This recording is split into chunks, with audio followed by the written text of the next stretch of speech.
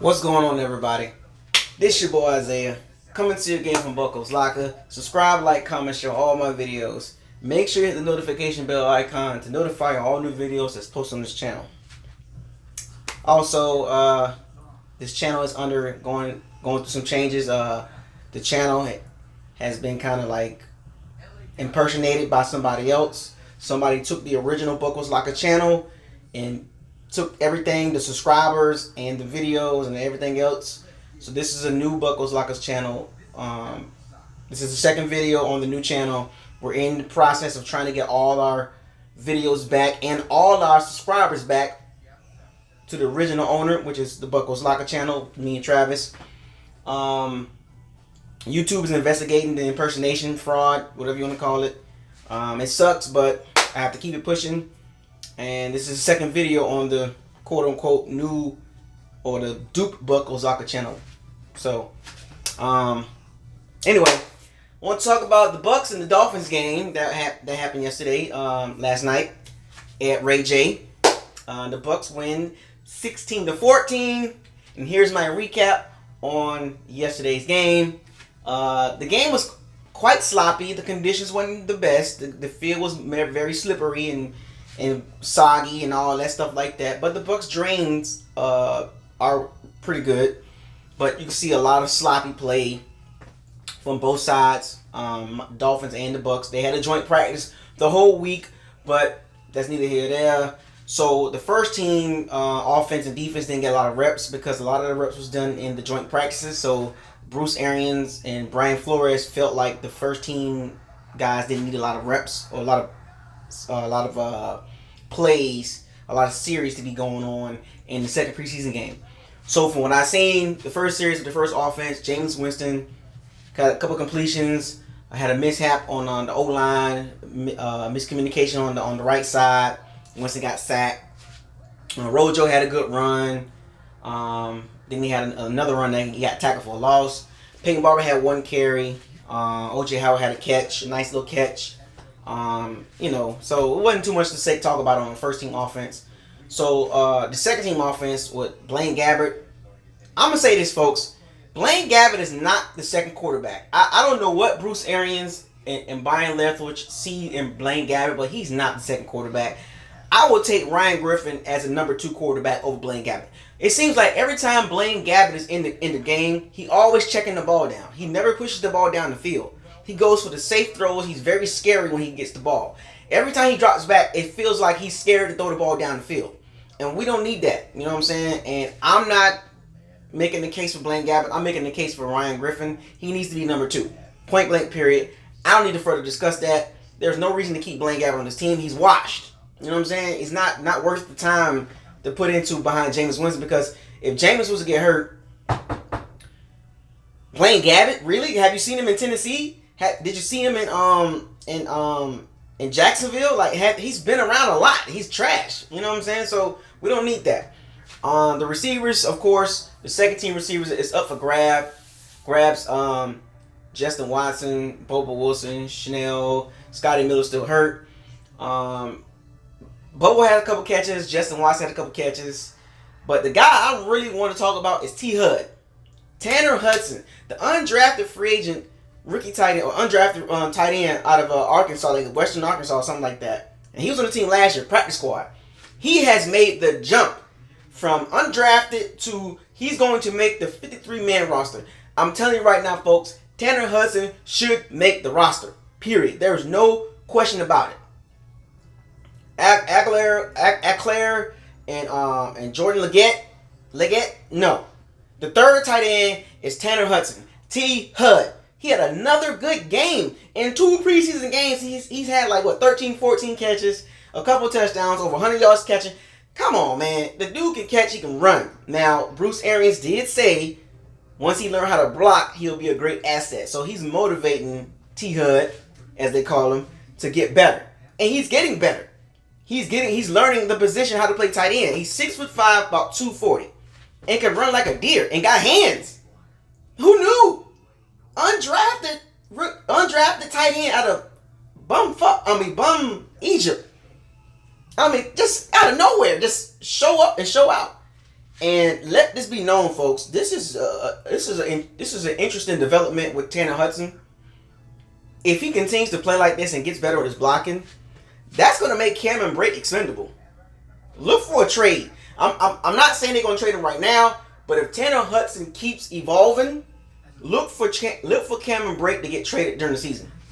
I'm just going to put it out there. I'm going to be the first to say it right now. Tanner Hudson, he keeps evolving. Look for Cameron Brate to get traded before the trade deadline. I'm just saying. But I think we're going to keep 3 tight ends. I think Tanner's going to be number 3 for right now. Of course, OJ, Cameron, and T-Hud, Tanner Hudson. Period. The rest of them got to go. Anyway, the O-line, they looked okay. My concern, once again, is the depth in the O-line. The second string, third string O-lineman. I don't know if we have enough depth on O-line to overcome injuries. Alex Kappa is looking pretty good at the right guard position. Maybe he's making his jump. You know what I'm saying? He's making his jump to be a starter, right? Earl Wofford, they signed him for whatever reason, backup, swing tackle, swing guard, whatever you want to call it. But Alex Kappa, it's his job to lose. Looks like he's going to keep that job going into the season. Congratulations, Alex Kappa. Keep doing the good work. Keep improving. And you'll become a really good right guard along with the left guard, Ali Marpet, that can protect that. Ali Marpet's going to be helping Donovan Smith every week. And Dotson is pretty decent for a right tackle. Ryan Jansen, shouts out to you. You have got no penalties, no personal foul penalties in the preseason yet. Let's see who else. Ngwale. I think he's going to beat out Bruce Ellington for the third back. He's bigger. He's just as fast. He's younger. He's much cheaper. Ngwale. I can't. Whatever his name. You know who I'm talking about. Darwin. You know. D-Wale. That's what I'm going to call him. D-Wale. I think he's gonna win the third running. I think he's gonna win the third string running back.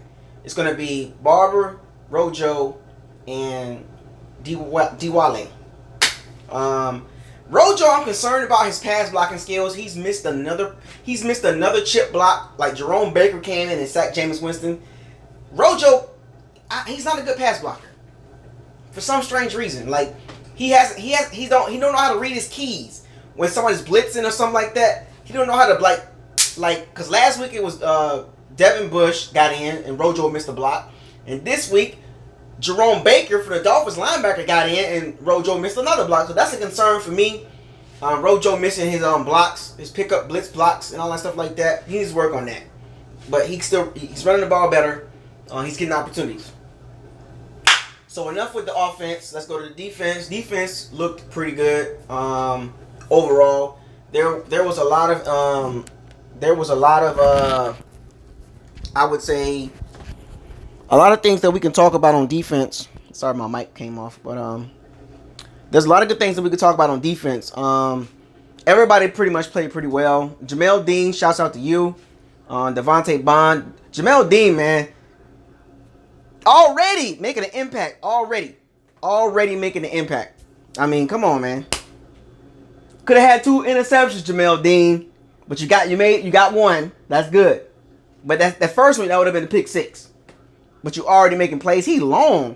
He long. All their cornerbacks are long right now. You know, I like that too. You know what I'm saying? It's gonna be hard to throw the ball against our cornerbacks. Carlton Davis, Jamel Dean, but Murphy Bunton, he's getting there. He's there to make the tackle. He's just a little bit behind. He's getting better every week. He played a lot better this week than he did last week. Okay. So I know a lot of people been talking about him, and he's looked kind of struggling out there, but he looked a lot better yesterday than he did first preseason game. So he's making improvements. He just got to get a little bit more better reading and recognition, the pass plays and stuff like that. That'll come in reps. Shouts out to the D-line. The D-line, everybody on the D-line was doing their thing. Dolphins had less than 300 yards total offense.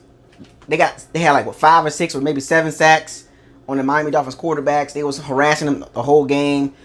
Outside of a couple decent runs the Dolphins running backs had, overall the D-line did very well, and the linebackers, and the secondary. I can give individual shouts out, but I'm just going to give everybody a whole shout out on the defense.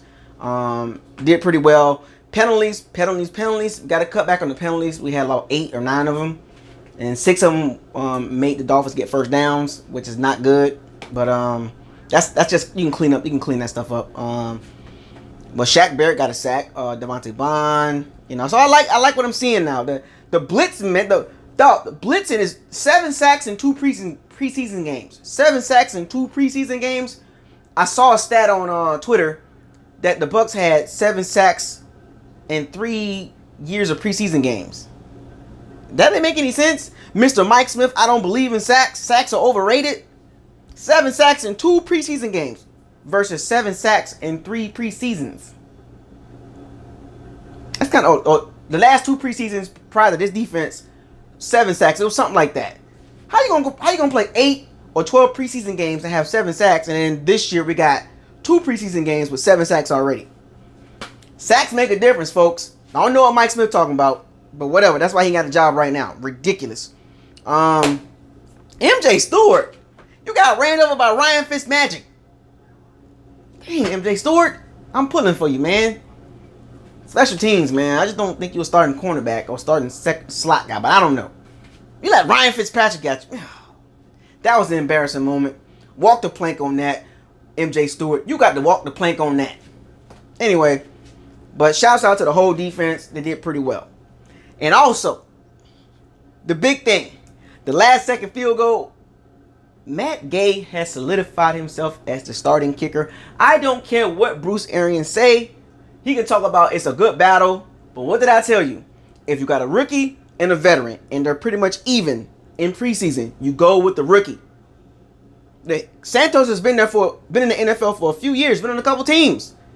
And this rookie has a bigger leg. When he made that 48-yard field goal, did you see the placement where that ball landed at? That kick would have been good from 60. Easy. Got a big leg. 5th round draft pick. Do we have our kicker? Yes, I do believe we had our kicker. Cold as ice. He can kick that ball really far. 60 yards plus. Santos got a leg too, but you go with Matt Gay. He's good. We seen Santos last year. He missed kicks and extra points. We good. So I'm liking what I'm seeing from all three phases, offense, defense, and special teams. Just got to clean up a couple things, and we'll be all right. But anyway, the Bucs pulled out the second preseason game, 16-14. The Bucs are 1-1, going into our 3rd preseason game. I like what I'm seeing, man. The improvements, man. Improvements. Every week I want to see improvements. Now this next game is going to be preseason game number 3, dress rehearsal. So we're going to see a lot of work from the first team, basically first and second quarter. First string defense, first string offense, all the way until they're going to play the whole first half. So I'm looking forward to that. So we can really kind of see what's going on with Jameis and how he looks when he has a whole half to work with. And also defense. I want to see Devin White a little bit more on the field, making some plays. I know he's been kind of quiet. I know everybody's kind of like, oh my gosh, but they just kind of like they're easing him into the system, and he's getting it. He'll be all right. So hopefully next week we will see him more in the dress rehearsal game in the first half, first and second quarter. But anyway, with that being said, shouts out to everybody in the Bucs community, across social media, across YouTube. Appreciate it. Y'all doing y'all thing. Shouts out to the Bucs team. To all my pirates and my sea bandits, Buccaneers, diehards, everybody across the board supporting this channel. Keep supporting it as we get our footing back, and our videos back, and our subscribers back, because we was almost at 3,000. Now it took all our subscribers, but we'll be back. With that being said, this is Bucko's Locker. Subscribe to the channel. Share my videos. You know what to do. Fire those cannons. Seize the day. Raise the flag. And no risk, no biscuit. I'm out. Peace.